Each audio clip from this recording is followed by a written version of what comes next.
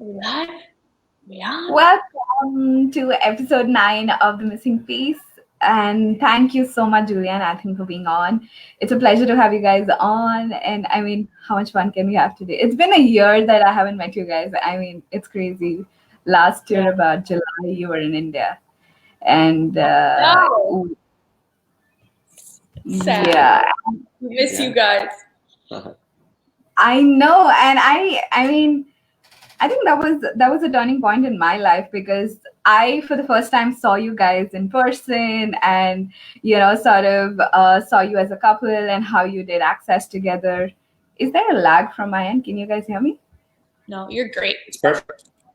Okay, cool. And I actually started looking at what I'd like in a relationship, because, well, marriage is a hot topic in my house all the time.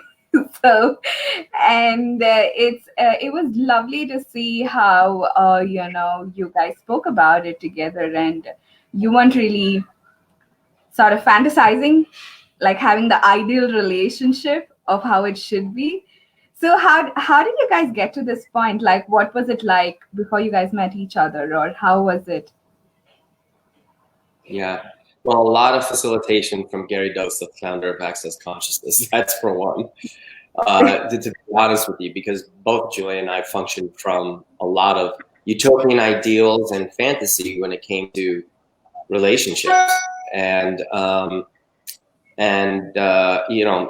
twice her age, and so you have where you're still functioning from these utopian ideals and relationships, and then being a single father, already having children.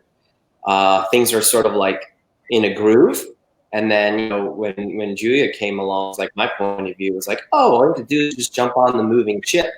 That's sort of like on cruise control. There's nothing that you need to change because I got it all figured out, right? So that creates some. It's like you can cut off your arms, Julia, cut off your legs, Julia, and get on the ship, and everything's gonna work out perfect. And I was like, but I want my arms and my legs. So how did you guys, I mean, of course, you guys really liked each other, and you were together for a bit before you got married. Was it that, or how was it? It was pretty fast, because we had to actually get married for me to move to the States. So it was 10 months after we started dating. Right. And what changed? Like, what made you take that plunge?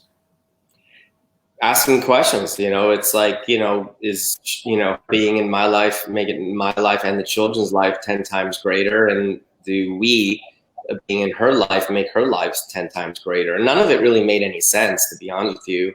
On paper, if you were to be an outsider looking in, none of it really made any sense, right? It wasn't really logical. My oldest son's only 8 years older than Julia is. You're right. So based on this reality, it wasn't really logical. It was actually nonsensical.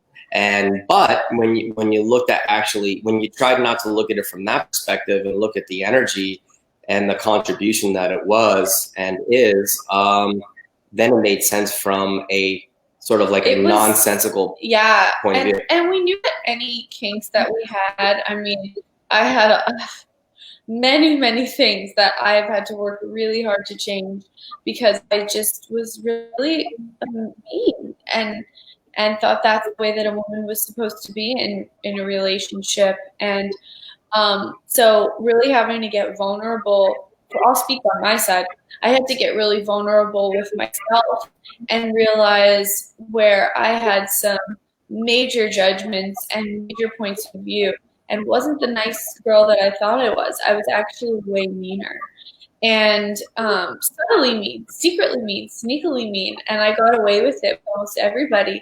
But I had this way of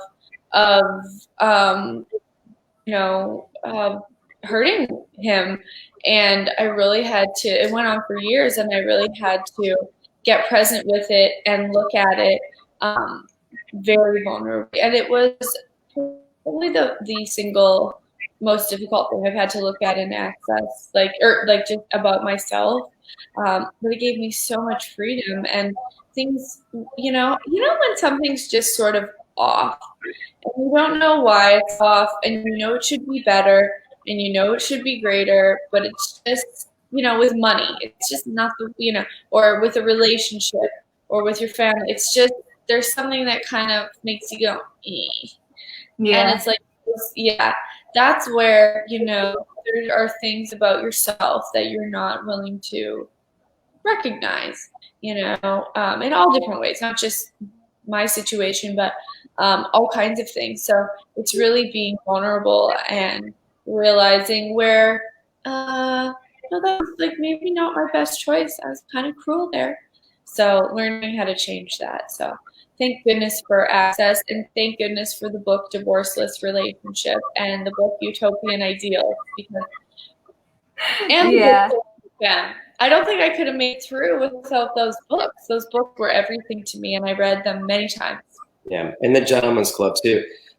For me, it was, I had to look at how, I didn't realize how controlling I was, from many standpoints, just simply from, there were some things that I thought I did really, really well as a father, as a parent. And so, and those, like, I have no problem changing the things that I already have decided are wrong. That's not a problem. It's the things that I've decided that are right, where I was not willing to look at changing it because I didn't see it as a problem, right? But when you choose to be in a relationship or creationship, you have someone who comes in with different energies, different points of view about things. And, my point of view was, hey, we're already on automatic pilot here. We don't need to change this or look at this differently. And so, I had to be vulnerable and look at the areas where I was doing like tons of fucking control and, control freak of magnitude. And so, and again, it required a lot of vulnerability on my end, and Gary Douglas, again, the creator, the founder of Access Consciousness, really getting me to look at where I was doing that, where I couldn't see it myself.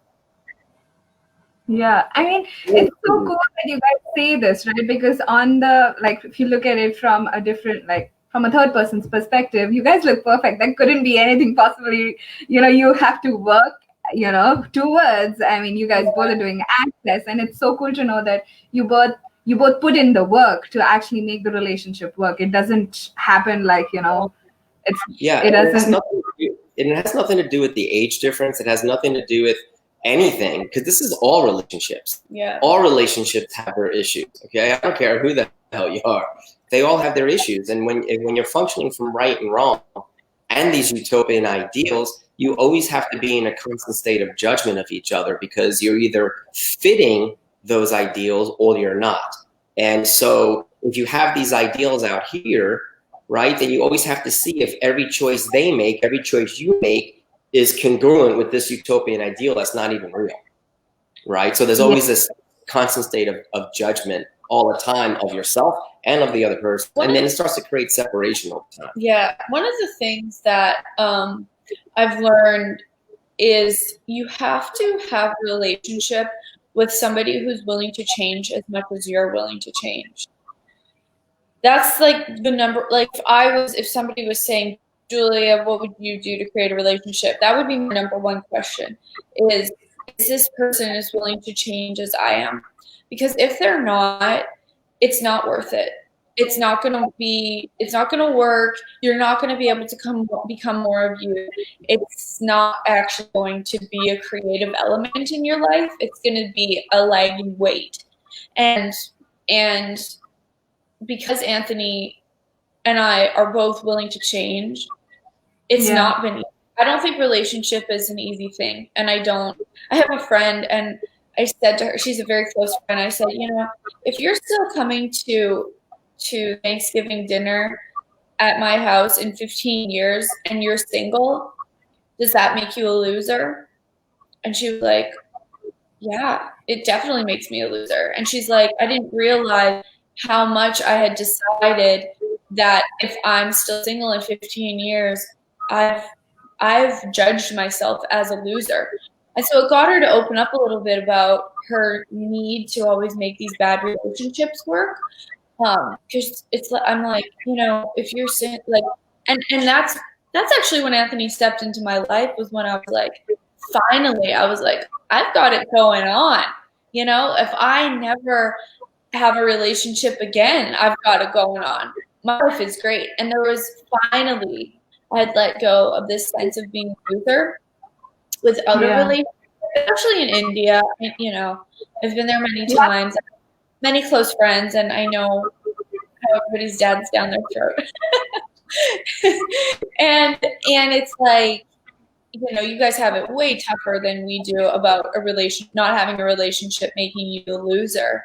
But it's like, in India, it's insane. I mean, I just turned 30 and everybody, nobody there spoke to me about marriage on my birthday. So, but you know, deep down, there's this hidden energy. Oh my God, she just turned 30 and she's not married yet and she's not serious about it. And, you know, I'm not, you know, when people have that energy, you know, and speak to you.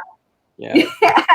It's just funny. I just laugh at it because I, like, personally, I would like to get married because I'll have fun with that person, because I can create a greater life with that person, not because I'm turning 30 or 35 or 40 or even 50 for that matter, you know. Yeah. It doesn't have to do anything with the age.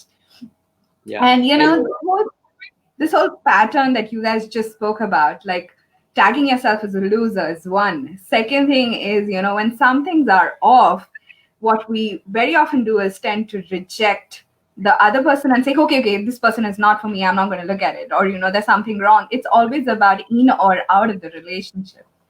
There doesn't seem to be any other option or another choice that's available to us. So can you guys talk a little bit about that? Yeah. I mean, even in the beginning, though, you know, there would be times where I wasn't happy with myself and I would be cranky toward Julia. And she was actually willing to lower her barriers instead of fighting against my cranky. She's like, hey, what's going on? I feel really disconnected from you right now.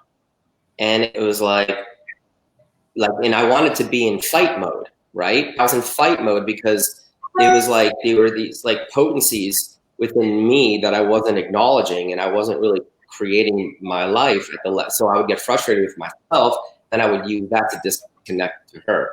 And then she's like, hey, I'm being vulnerable with you right now. Like, you know, what's going on? I feel disconnected. And at first I remember like wanting to attack her, be like, well, you did this and you did that and you didn't do this and you didn't do that.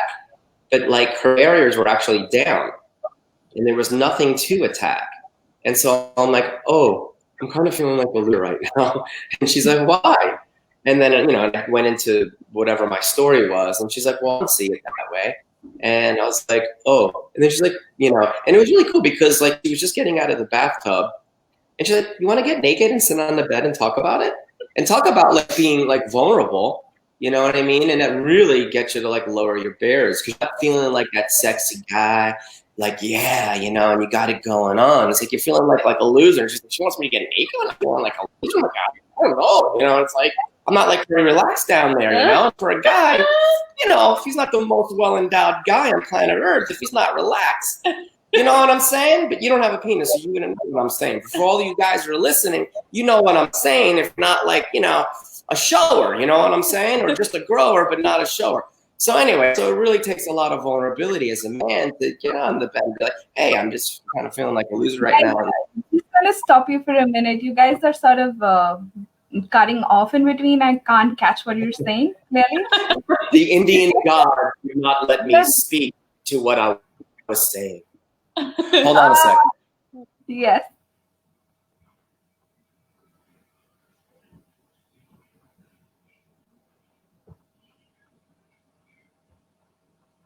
All right, are we back? Can you hear us? Yes, this is better. Okay. We actually did the whole joke that you said. We couldn't hear you. You missed it. I don't know. I won't be able to go back to it. But anyway, so she asked me to. I got the piece where you spoke about where, you know, you would want the guy, whoever, to be vulnerable and share whatever it is that's going on at that given moment. And so what is it that actually stops us from being that vulnerable? Like, why don't, like, I know why it's not a great question, but because you're taught to not show signs of vulnerability, that vulnerability is a sign of weakness, especially if you're a man, right? As a man, you're supposed to be the caretaker, the one who's got it all together, the rock, the glue that keeps the family together. I mean, that's sort of like a biological imprint for a man. And so when you feel like you can't provide at a particular level that you know is possible, that you would like to, or whatever I've concluded that I should be providing at, then you're always in this constant state of judgment. At least I am. And when you're in judgment of you, you separate from you. When you separate from you, you separate from everyone else around you. Right. Right. So again, being vulnerable, being willing to have a conversation about it where she's not even trying to fix it. She's actually just listening and asking me questions, which is one of the key tools that you learn in Access Consciousness, is to ask questions. She wasn't trying to fix it. She wasn't trying to say, but don't you see how amazing you are? She would just ask me questions. That never works in a relationship. Don't ever do that. And so, do not try to get somebody to see how great they are. It will just backfire. And then the parts that you see in class is us sort of like making fun of ourselves too. It's like we're willing to make the relationship like sort of not take it so serious, right? And so the parts that you see is our playfulness in the insanity in which we already know that we function from, and everybody else does too. We see it everywhere. I mean, we've had the privilege to travel all over the world. Relationship. I don't care if you're gay, straight, sideways, whatever. Relationship, and it is the distance between two objects. And as a result of that, right, you have to try to fit into each other instead of it being a creationship where your lives are actually contributing to one another. But it's universal. You see the same problems universally everywhere. Yeah.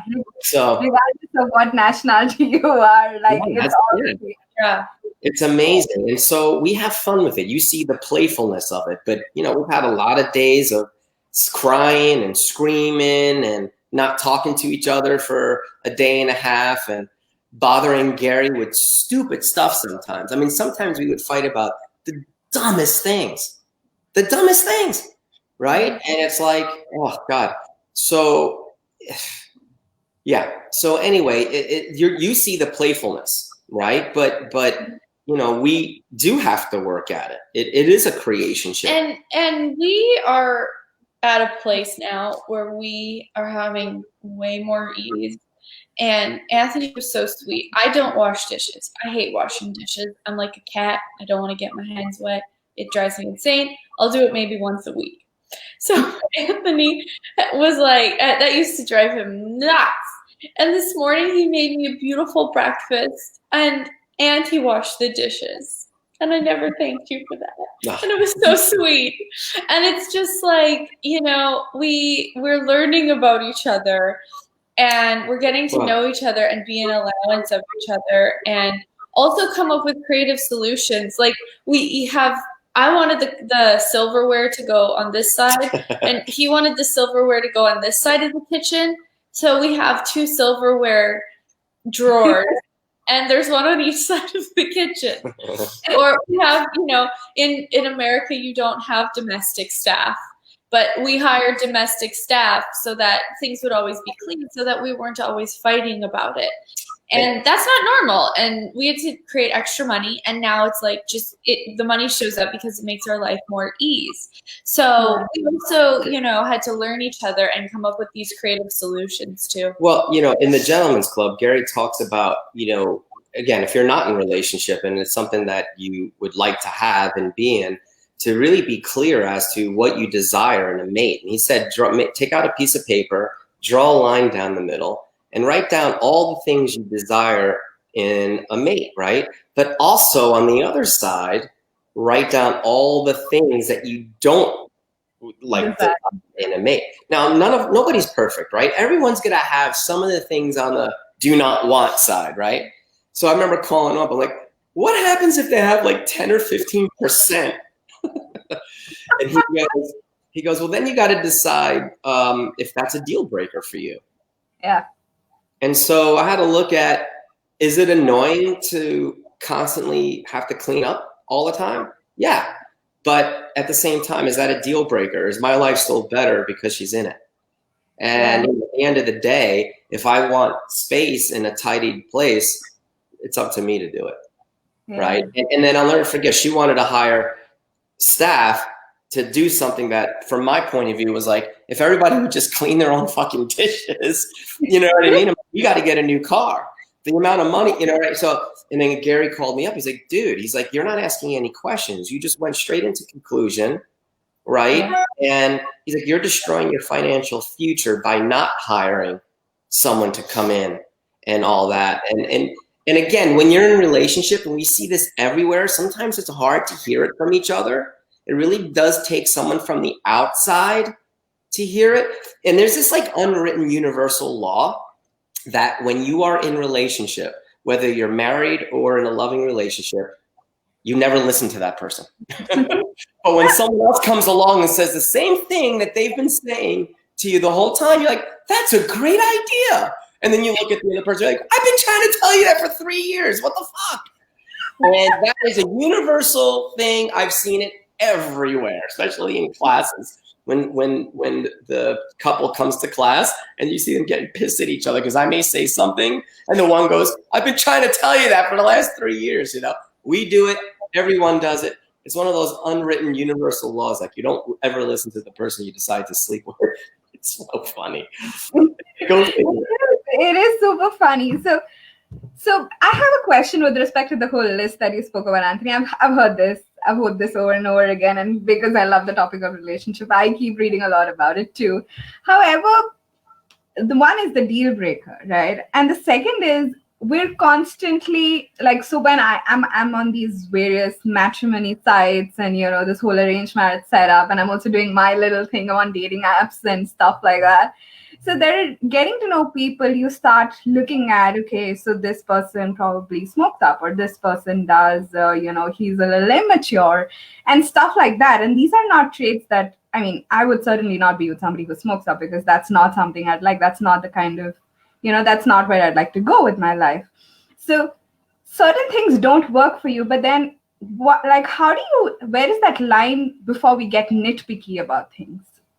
Well, again, just recognizing that you are being nitpicky and you're being controlling. So those are little areas.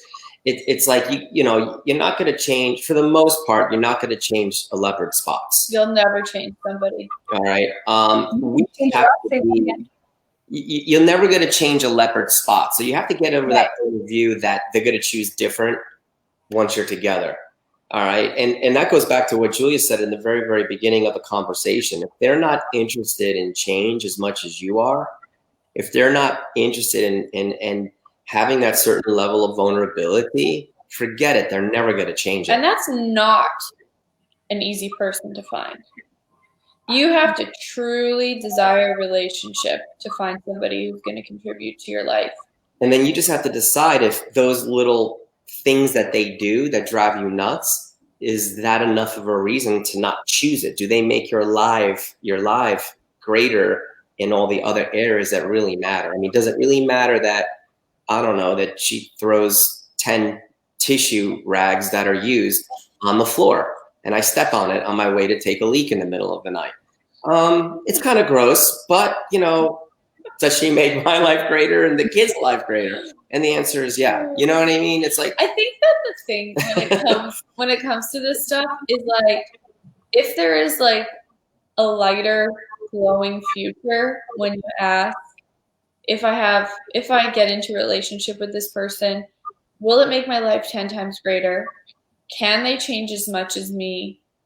Does this make me feel way, way, way lighter?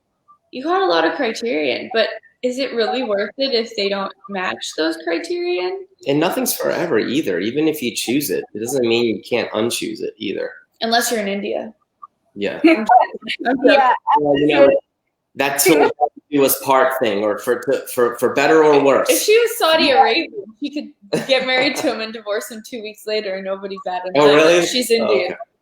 Well, people still looking for better or worse. So even if they're getting abused to death.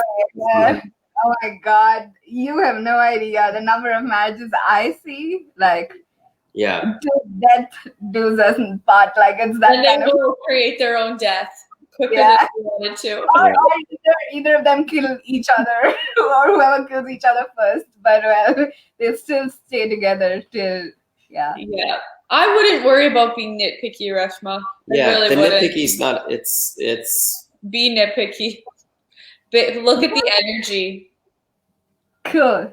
I mean, I've watched myself for the longest time, to be very honest. Every time I ask, it's not that I don't have, do not desire a relationship, but it's about that energy. The moment I ask if, what would my life be like in 5 years if I choose to be with this person, it's heavy, and then I drop it there because it's heavy. So because you're aware of a future. You're aware of a future. And you may not have the specific information, but you don't need to have the specific information. You're aware of a future, and it's just an awareness to say no. But the nitpicky stuff, like sometimes it drives them crazy when their partner doesn't put the cap back on the toothpaste. Well, I don't care too much. Stuff. Is that really a big deal, right? If you're gonna not choose if they let you do whatever you want to do when you want to do it, do they provide money? Are they good in bed? Do they actually contribute to your life? If you happen to have children already, do they contribute to their lives? All three of my children loved Julia. There was never really an issue. Some of my older son's friends would tease him and be like, "Oh my God, your dad married someone who's almost our age." You know what I mean? And that kind of made him a little comfortable, but it didn't change his relationship with Julia. You know what I mean? So the kids were just being assholes, because it's weird. Kids are assholes. They just kind of voice what adults don't say, but would like to say. But when they're kids, even like little kids, are so mean to each other. It's unbelievable how cruel kids can be. But they know. It was undeniable. And he calls her a lot on his own, just to confide in her. Yeah. Right? And that's he's 20 years old. She's 28 years old. I mean, it's pretty cool. That's pretty cool. Had it been where, like, if one of the kids didn't like her, then that would have been a deal breaker for me. You know what I mean? And all three, that's unheard of, because Gary said usually one kid doesn't like the step parent. And that's not the case here. It's like all three of them adore Julia. Yeah. But I always said, I said to the kids in the car one time when Anthony and I just started dating, I was like, this is your house and this is your life, guys. And there's some strange lady stepping in. And if it was me and some strange lady was stepping into my house and I didn't like the vibe of it, I would be very upset. And I said, you guys can at any time say, Julia, you need to go away now. You need to go home now. Because it's like, I wouldn't want somebody imposing on my house, and I'm not going to impose on yours. You just say the word and I will leave, because it's your house first. And this is about all of you, not just your dad. And so that set really good energy. And if you are like a person, let's say someone who's divorced, but you have children and you're looking to create a relationship, I had the point of view, I included my children when I was ready to start dating. So when I went online, I was looking at pictures. I sat with the kids and we're like, this one, that one. And I said to him, Daddy's ready to start dating again. Are you guys okay with that? And we took pictures down because their mother had passed away. I'm like, I'm ready. You guys can have one picture in your bedroom of your mom, but I'm going to take all the pictures down of the wall, because I didn't want them to think that I was trying to replace their mother. And I wanted them to see that I was moving on before I even met somebody. That made it so much easier for me. And you're so smart. And so we were all in agreement as a family that it was okay to take all the pictures down, and then they could each have a picture of their mom. And so when I started dating people, I would say, hey, look, this is the girl that I'm kind of attracted to. What do you think? And we would talk. So when Julia came, like Vincent, the middle child, he's like, oh, that's the one. He goes, that's the one. And I'm like, what do you mean that's the one? You realize she's half my age. He's like, yeah. I know. And so when they came, when Julia came to visit, it was like open arms. Yeah. It was like he totally included it's that. It's like you prepared the way. So what I'm trying to say for those of you who are single parents out there, include your children in the process, because one of the things that pissed me off was I always felt separate from both of my parents when they were ready to move on to a different relationship after they divorced. I felt like an outcast. I felt like an outcast. And they did. They separated from you. Yeah. And so, and there's always this division. And so I made a demand and a promise that I was going to include them in the process. God, guys, you guys surprise me. Like every single conversation is so contributive all the freaking time. Like the honoring that's there in your space is brilliant. And you know, I'll have that. Like, you know, the honoring that you have for each other and for your kids as parents is amazing. It's truly, truly one that I look forward to having in my life with my parents and with my partner, you know. I mean, it's brilliant. And it's one, I mean, I don't want to say it's rare. Like, what would it take to have more of this on the planet, right? Like, what would it take to have so much more honoring on the planet for everybody and create that life that we truly desire to create? And like this conversation has been absolutely brilliant because it's also got me out of judgment of being nitpicky, so-called nitpicky, where I misapplied and misidentified that as nitpicky, or I wonder what I was aware of. So what are the last, like just a roundup to this whole episode? You know, what if somebody's looking to have a relationship, what would you say, like the top 3 tools to use before you actually get into a relationship that really can they change as much as I can change? Are they willing? Yeah. And will this person be able to show me how to receive more than I have ever been willing to receive? And what's the future going to be here? Yeah, if I choose this, what will my life be like in 5 years? Will it create my future or decay my future? Because sometimes people are just thinking with their genitalia, you know, in the moment, and you know, and it's hard to look at the energy of what that relationship will create 10 years from now. Yeah.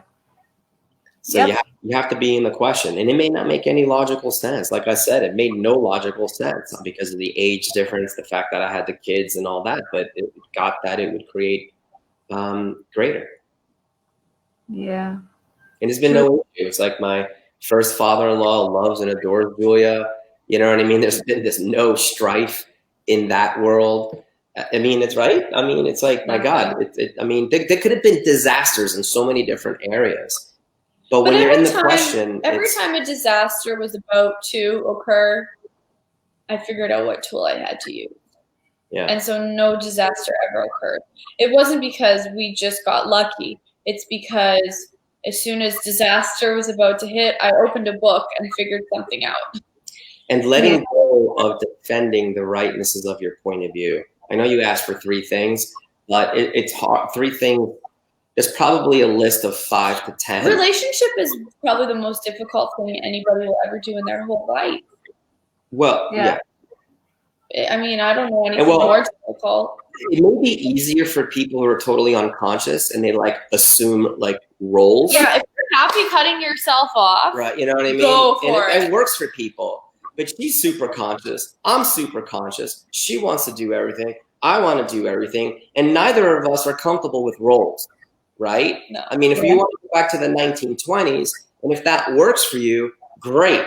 But that doesn't work for her, and that doesn't work for me. And I actually had to realize that I'm not interested in being with a woman who that works for. That's boring for me. Yeah, that's boring for me too. Yeah, but there was a piece of me that had this like weird utopian ideal that that's how it should be once the relationship started. But I'm like, wait a minute, is that really what I want? No, part of the attraction with me to her is the fact that she doesn't function that way. I'm nobody's secretary, that's for sure. Right. So, you got to be, yeah. So, and again, that goes back to the vulnerability and the willingness to give up being right. Yeah. Okay, so I just have one. I know we've gone past the hour, like we decided, but I have a question. So Gary always talks about running in the opposite direction the moment you're attracted to somebody. So I've always wondered, how is that different from the attraction you're speaking about, Anthony? Well, that's a great question because it was interesting because when that's a great question. You'd have to probably ask him that because every time we would talk to him about our relationship, he never said run the opposite direction. It was like, but I wasn't attracted to Anthony at the beginning. That's why. It's like I saw him and I thought, that is such a kind, caring man. I didn't think I want to have a relationship with him. I didn't think I want to go there with him. I didn't think any of it. I was actually like, kids, at the very beginning. But it was the energy that he was that was so different. You mean not because of my sexy pectorals? No. See? And it's funny because I actually found him extremely attractive. Like I was like, what a handsome, great looking man. But it was like he was so in that friend category for me. And so if it was somebody that at the beginning I was so attracted to, then I should have ran the other way. But for me, it was like, I didn't even see him that way. I thought he was wonderful. I thought he was kind. I thought he was handsome. But I didn't put those pieces into I'm so attracted. So that initial, judgment wasn't there. And I wasn't looking at him to solve all my problems because he was so this, then it would make me look like a hot shot. I mean, so many people go with somebody because it makes them look like a hot shot. I was a no count. He was a no count. So that's why our relationship worked so well. It's because it was never, oh my God, you're so perfect. You fit the image. I'm going to eat you alive and use you and abuse you. Because that's where most people start their relationships from. Yeah. So Anthony, was it the same for you? Like, did you not find her? For me, well, I mean, again, I just saw her as someone who was really, really young. In fact, I was 22. I felt guilty. Well, she actually turned me down the first time I tried to hook up with her. I used the old, would you like to run my bars back at your room? Which, for those of you who don't know, it's a technique that we learn in Access. And then while she's running my bars, I'm like, hey, you want to fool around? And she's like, I'm getting a no, because she, we learned. I actually asked the question because I didn't have any point of view about him. You know what I mean? It was like, yes, no. There was no judgment. There was no charge. I was a single guy. When I was home, I'm raising my kids. You know what I mean? It's like school, work, school, dinner. I didn't have time to date. So when I would go to an Access class, here I am. I'm like, there's like 10 guys and 90 women. I'm in like high heaven. So I'm like, who do I get to play with today? You know what I mean? Because when I get home, I'm just being bored with that. So I'm like, wow, she's really cute, but she's like way too young, So it was like my body wanted to be with her just to play and to have fun. But see, he didn't see me as a future relationship either. No, not at all. Yeah, not at all. We were actually kind of fighting it. Like, this is a little bit cuckoo. Yeah. We were actually fighting it rather than you are the answer to my prayers. You fit all my images. Yeah. Talking to Gary, he was like, got us to see how generative and creative it was. Yeah. Oh, that's the key. Generation and creation, like that bit where that's the energy. Yeah. Yeah. Yeah. As all the unconsciousness releases and dissipates. Thank you for having us on, Reshma. Yeah. This was so fun. What a great fun. Thank you so much. We can actually go on for another hour, but thank you so much for your time. And this has been an amazing conversation. Thank you for being so vulnerable and, sharing all your not so deep, dark secrets, but secrets. So thank you guys. And I adore you and the contribution you continue to be to me and to everybody else. So thank you. Thank you so much for this awesome show that you have. And thank you guys for all the people who are watching us. Thank you for joining us. And we'll see you next Tuesday on another episode with another beautiful guest. Thank you guys. Bye-bye. Everyone, thank you.